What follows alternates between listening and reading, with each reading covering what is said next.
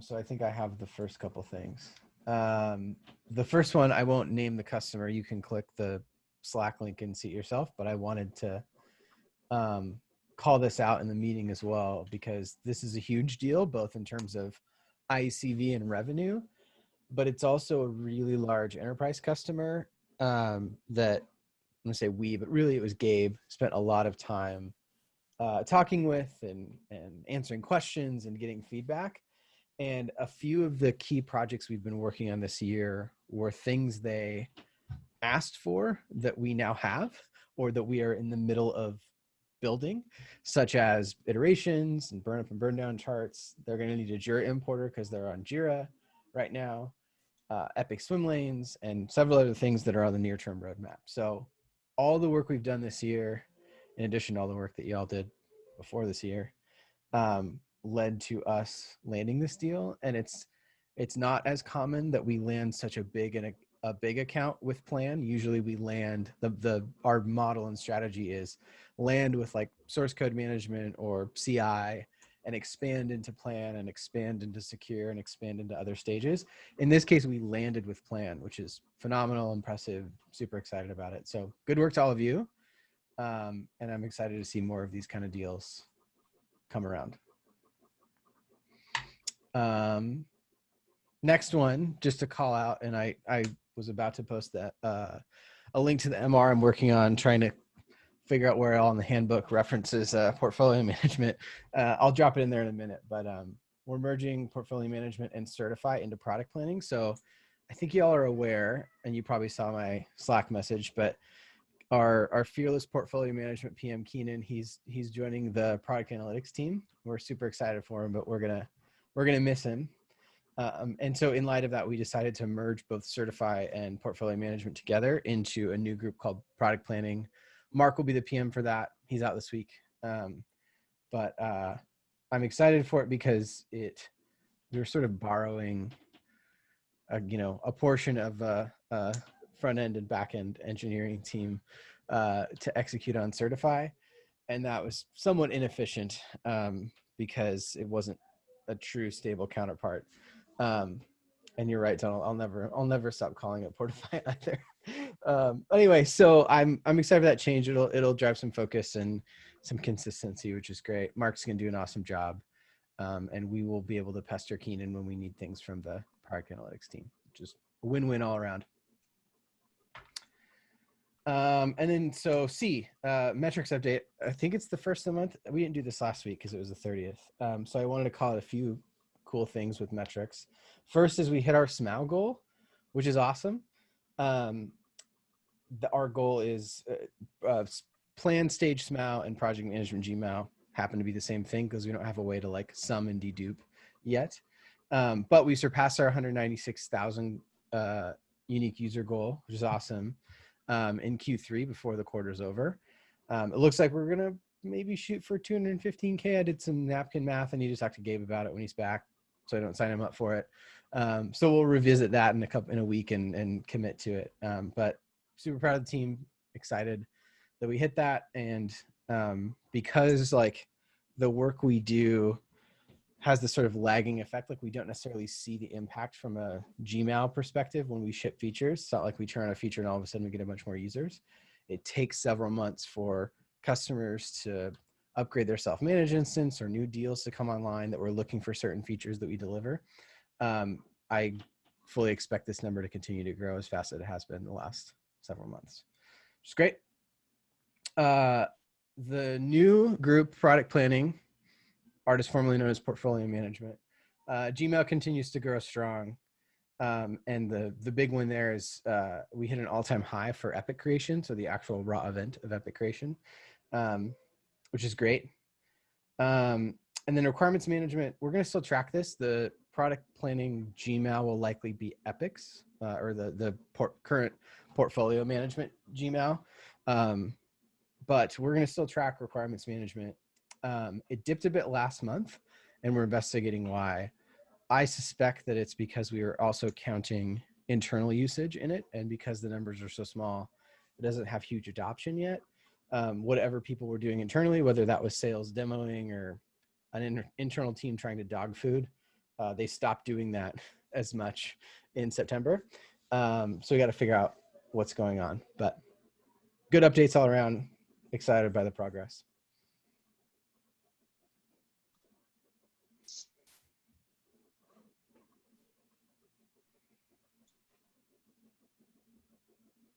Any other big picture updates from anyone? Head shakes no. Okay, who's next? Alex. I don't know which Alex that is. Is that, yeah, which Alex is that? Alex Poole, maybe? Maybe, yeah. I'll voice it. I'll read it. Yeah, read it. Given the progress of the Simplify Groups Projects Working Group and the requirement that we absolutely must support the use case of assigning an issue from one lab to an epic of a sibling lab, or showing issues in a lab that originated from a sibling lab, do we need to consider looking into allowing multiple milestones and multiple iterations? Or how would the lab that is being assigned the issue, that is not the canonical lab, be able to put it into its own workload, milestone, or iteration? Got it. Are y'all familiar with the lab concept? Yeah. No, you want okay. to? Please clarify. Let me find a link, and y'all should watch a video. There's some messy food going on here. There's a lot of different terms that we've been using in that working group to define different things. But the high level vision is to create, for lack of a better term, this like invisible object that will encompass both groups and projects at all levels. So effectively the outcome will be everything is kind of a group at some point. And so a project may just be a group that has some resources attached to it. And likewise, a group will just be a project, but have the same relationship as a group. So the idea is that to the user, it looks the same, but without re-implementing a feature at a new level, you can have, say, epics exist at the project level if you choose to turn that on, right? So the big question, or one of the big challenges that we haven't yet solved is, in that world, that's great, and that solves the problem of customers today who may want, say, iterations at the project level, or like I said, epics at the project level, or issues at the group level, or whatever, right? But what it doesn't solve for is what happens if I have an issue in a group that's over here, but I have an epic over here in this group that I want to assign that issue to. You can't do that today. And even with this thing we're doing or proposing to do, you wouldn't be able to do that. And so how do you solve for that? I don't know the answer. I don't know if we need to figure the answer out now. I think what Alex is asking for is maybe a smaller iteration in that direction if we try and solve for it, which is today we don't allow you to assign milestones or issues to multiple epics, et cetera, et cetera, et cetera, even within the same group, right? Should we consider doing that?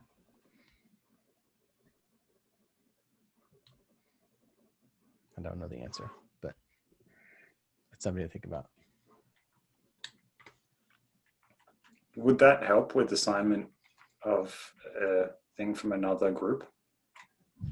I don't understand why that would need multiple. I don't think it would. I think what he's driving at is probably would help for him to voice over this, but I think what he's driving at is like maybe if you to be able to assign to multiple things. I don't know. Epics are hard because or issues assigning to epics are hard because traditionally that's a parent-child relationship. It's not a one-to-many relationship. So you can't have multiple parents. So like your issue would always be attached to some epic that's in the group that issue belongs to. Yeah. So I don't know. But is that if sibling groups had different epics that would track like dependent on the same issue or something? I don't know. Yeah. Yeah, I guess this is a good question. What I'll encourage everyone to do, because I don't know if maybe we can follow up with Alex asynchronously, but I'll drop this here. I recommend you watch this video because it gives a decent, Gabe walked me through this like hypothetical exercise, and then we broke down the iteration plan that we've been working on in the working group of how to move towards some solution. Solving the problem that Alex posted here is, I expect, many months away.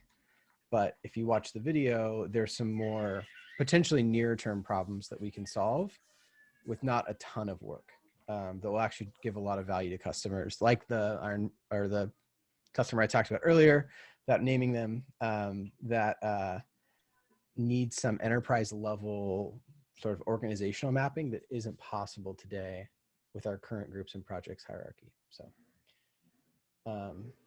watch that video for us for a peek into what we might pick up in, say, Q4 or early Q1. And then that might give you some context too to think about Alex's question, but we should follow up with him asynchronously and see how we can talk more about that in an issue or something. Cool. Thanks for the overview on groups and projects as well. I've been wondering how that's going, and that sounds excellent. The video is going to do a much better job than whatever I came out of my mouth 90 seconds ago. So definitely watch the video. Gabe has done a phenomenal job communicating a very complex and challenging thing. I think you did a good job. So is the lab the official? Yeah. So there's many names that this thing has been called. Spaces, lab, just call it a group. The feedback I've given and what I will push probably fairly hard for us to do is not actually name something new, because that's confusing to the user. For lack of a better term, it's just a group. Picture us not having projects at all, and just having groups everywhere.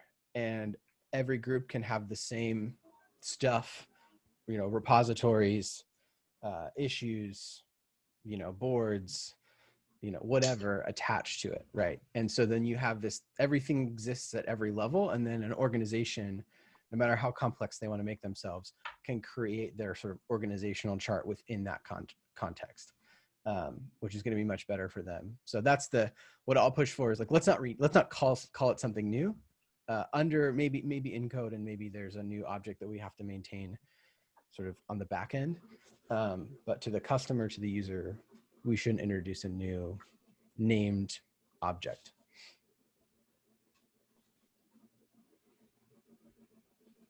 But yeah, lab is a decent, I kind of liked lab as a name of something because we're GitLab, but it's confusing when you. It is confusing. Yeah.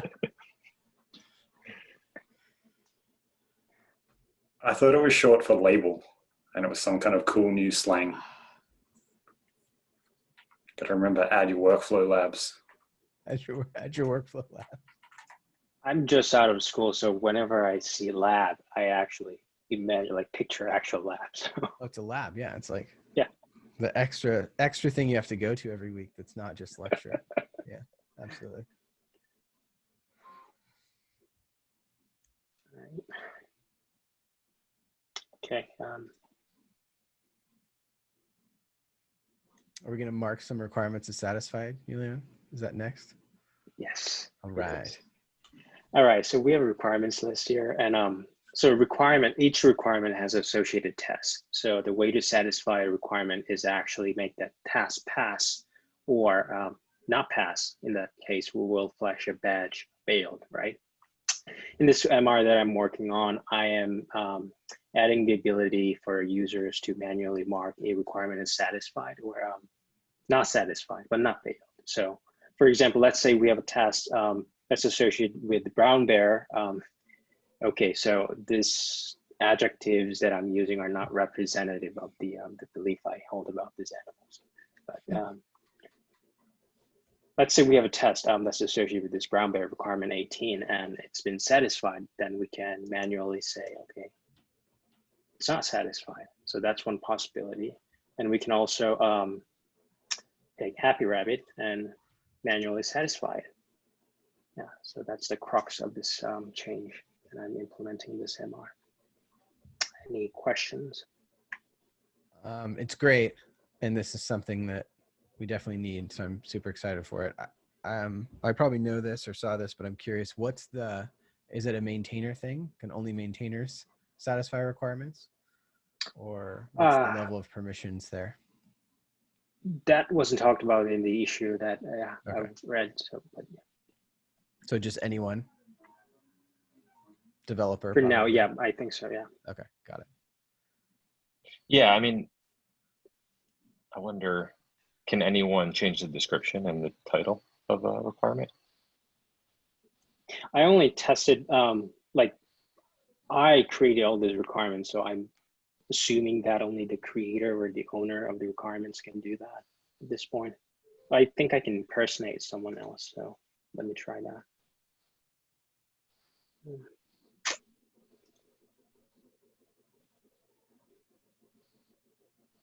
Okay. Pretty sure this was the user.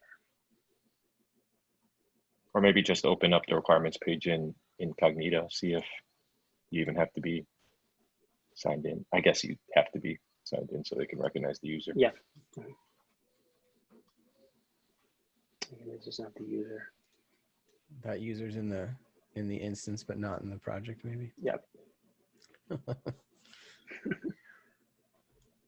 Members.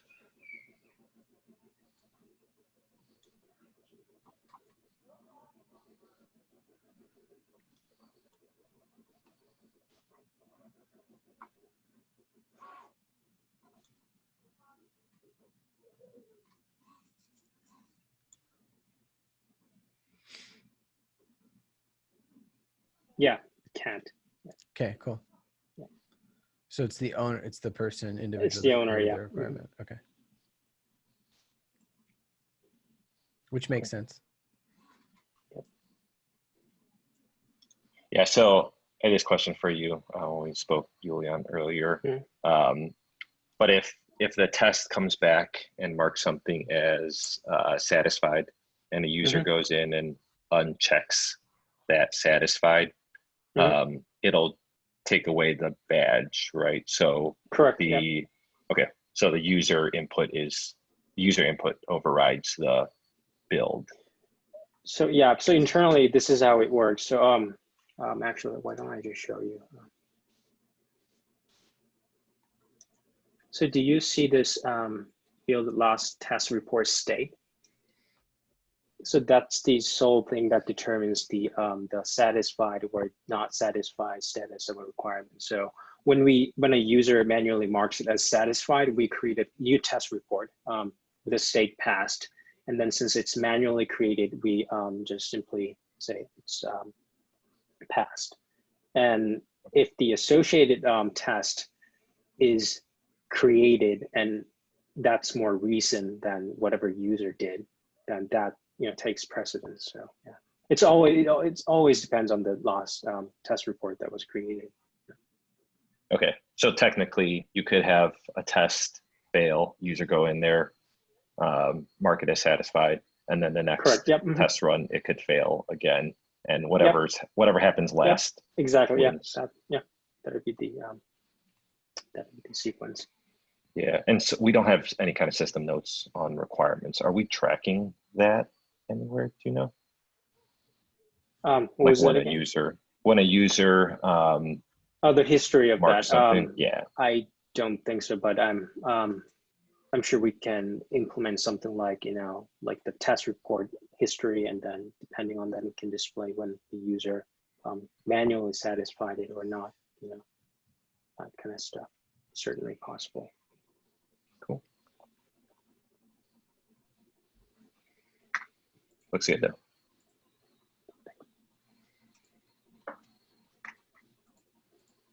I'll pass it to Floria then. All right, so I haven't demoed anything for swim lanes for a while, so I have a couple things.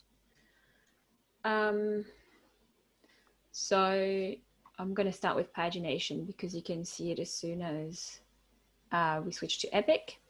So now we are fetching issues per Epic, so you can see that it's loading per lane, so that we can start displaying issues as soon as they come in. Like by splitting it, we get responses much faster.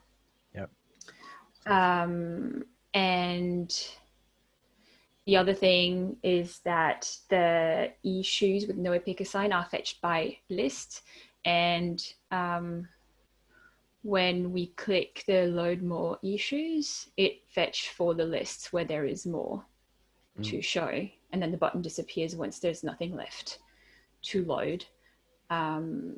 So that's how pagination is split. It's split per lane, per epic, and then per list for unassigned, and we can load more on unassigned. We always load all issues for each epic, at least for now. If there is feedback that we need to paginate within epics, we'll revisit later. And then the other thing I want to demo is drag and drop. So we can drag and drop between lists, which I had already shown, I think. Now we can drag and drop between lanes, and if we want, we can even go diagonal, list, and epic at the same time, and it just works. That's it. Awesome. Any questions? I don't think I have any questions. It's great. It is great. Yeah. In terms of hitting production, so drag and drop was supposed to be in production right now. It happens that some other issue that is not related to drag and drop must have overwritten some permission things overriding. So the next swim lane change to be merged will fix drag and drop, which should be pagination. And pagination is in review right now, the last leg of it, because I split it in three steps. So soon, I'm hoping review is taking a bit of time, but I'm hoping early next week it should all be working in production. That's great. I will add this. In Jira, you cannot drag an issue between epics. So up and down and diagonal is not possible in Jira. It's only between columns like any other board. So we will have a feature that customers have asked for that Jira can't do. So awesome. They can catch up. Yeah, for once. For once. No way. Once we get this now, they're going to have to catch up on everything. Yeah. That's right. And I think as far as the pagination by epics or within, by epics and not with the issues within epics, I think that's completely fine. Just from, I don't think I asked the question in chat if we have a limit on the number of issues you can have under an epic. Well, I don't know about the limit under epic, but in terms of fetching, we can only fetch maximum 100 at a time, I think. And I can't imagine having an epic with 100 issues in it. If that happens, then we'll deal with it, I suppose, when it happens. But if people use epic, I would assume they would split it a bit more than 100 per epic. Yeah. Hopefully. It's definitely gonna be an edge case. We'll just have to see. Yeah. Once I it think gets for merged. now it does the job. I don't expect people would pack up their epics with that many issues. Except for, I wonder, just as we were talking about that, the times where we are doing a refactor and we automate the creation of an issue for every line of code that we need to change. The one we recently, or we're working on right now, as far as GitLab UI, replacing tooltips with the GitLab UI version of it. I can see that being over 100 issues all within the one epic. But again, as Justin said, it's kind of a use case or edge case that we don't. Can I clarify something? There's automation that will, for every line of code you have to change, open an issue. There's a way around it, but essentially I think it's just people creating issues through CSV upload. So it's kind of a few steps to get there, but yes. Yeah, okay. Yeah, I hope that's an edge We'll case. see if that happens. The reasoning behind it is that it's an edge case and we can always iterate on it. Like for now, it does the job. And when we hit an edge case, then we'll deal with it. Great. Love it.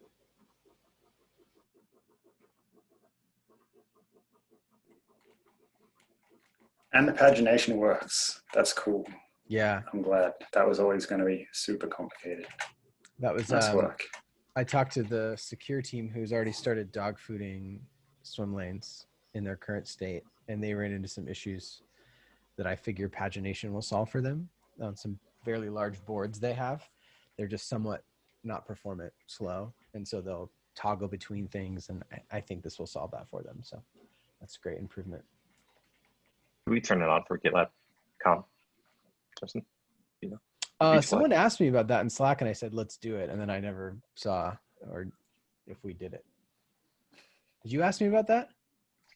Was that you? I think I pinged you in there, and I think that was the last thing I heard too, but I'm not sure if anyone. Okay. I will turn it on for Okay, GitLab sorry. com tomorrow. If y'all teach me how, I'm happy to do it too. But there's a new process to turning on feature flags like that, so we may have to create an issue for it. Okay. I will do a quick demo because you got to demo something. And this is life-changing. We got rid of the little trash can from here. This is just on dev. This needs to be reviewed later, probably by you, Flory. Get excited. And we now have the remove list button in the board sidebar instead of here. It does the same thing. Did you know I was complaining about this last week, Simon? I did not. I was complaining about that trash can last week to someone. Ah, so good. I'm excited. This is a great change. At that I told trash you. can was so confusing. Yeah. What's it do? It just sits there next to the title and next to these other things, and it's Well, like there's icons that action. indicate how many issues and weight are in there. So how many piles of trash? Then how much trash you have. It's how many bad issues. Yeah, issues without descriptions. That's great. What I love about this is that we're finally using that list setting sidebar for something else than whip limits, which is just an EE feature. Yep, that was most of the change has actually just been removing all the checks for if whip limits is enabled, since now we should always have the sidebar. Yeah, that's cool. That's great. Alexis, I hope you're watching this video and you are super excited, as I know you are, about that change. That is awesome. Anyone else? Comments? Questions? Great work. All right. I will take John's point, since I believe it's like 2 a.m. for him right now. I'll read off what he said. We didn't have too many items in the 13.4 retrospective and none until yesterday. Was this a one-off, or would team members like to shake up the retro process a bit? So that's the first question. Also, is it inclusive, and do team members feel comfortable feeding back through the retro? And do you feel heard?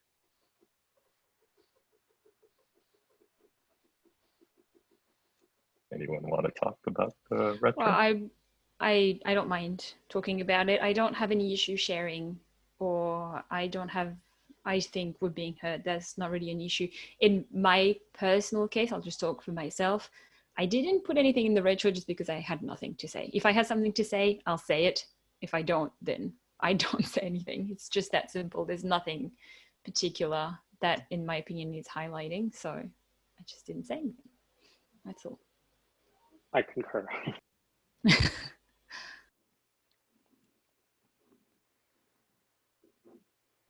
Yeah, so it may have just been a one-off. I think in general, the group, when we do notice something that needs to be discussed, is pretty active in retros. And this is the first retro where, at least since I've been on plan in the 1.5 years, that we really haven't had a whole lot of feedback. So from my perspective, I think it is more of a one-off than kind of something we're starting to do less of as far as discussing in the retro. So maybe we'll just see how it is the next retro. If it starts to become a theme where there's not as much discussion, then maybe we'll look into shaking it up.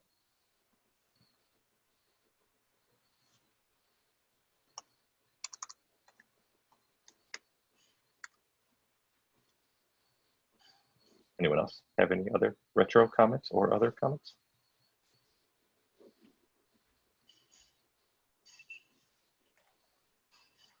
I think Yeah, sometimes. Oh, go ahead, You Simon. go first, Justin. No, please, after you. I was just going to comment that at GitLab, our pace is so relentless sometimes that it feels like sometimes these milestones blur together for me in a lot of cases. We're just going so fast, and it's like you finish one milestone and then the other milestone's like halfway over, a week later. So some of it for me is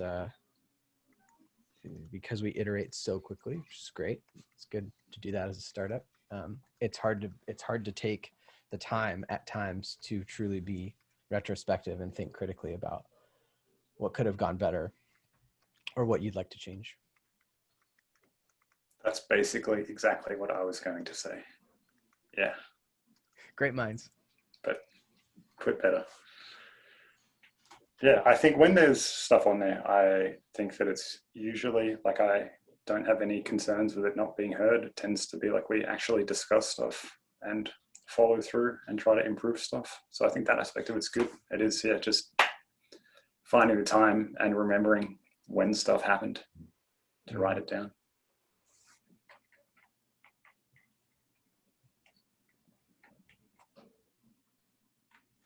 Cool. All righty. Anyone want to talk about anything else? How are you all doing? Life is good for everyone? Yes, it's great. Good. All righty. Well, we can cut loose a little early. Everyone, enjoy the rest of your morning, afternoon. No, morning or evening. Morning or evening. Do At least we you're get on the rid of same. afternoons? Or For this group, For if this, you're watching in a video and it's the afternoon, enjoy the rest of your it's afternoon. afternoon in real time now. It's afternoon in Australia. Is it? Yeah. No, sorry. All right, Still morning enjoy in your yeah. Enjoy your Time. morning, afternoon, or evening. All right. all right. Bye. Thanks. Good to Bye. see you See all. ya. Take care.